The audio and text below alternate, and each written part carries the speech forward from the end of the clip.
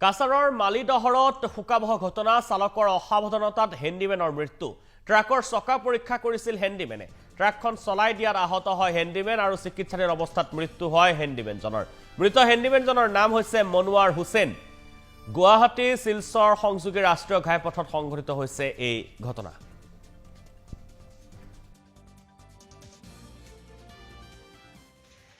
আকাশ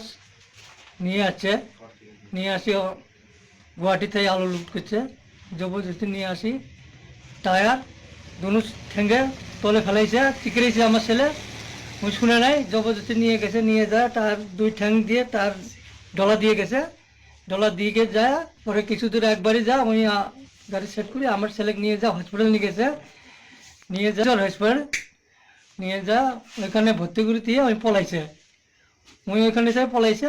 আর ওই আসে নাই আমার ছেলে একলা আসিল ডাক্তারে পুষ করলাম কলে ওই থুয়ে পলাইছে তোমার ছেলে পুরো সিরিয়াস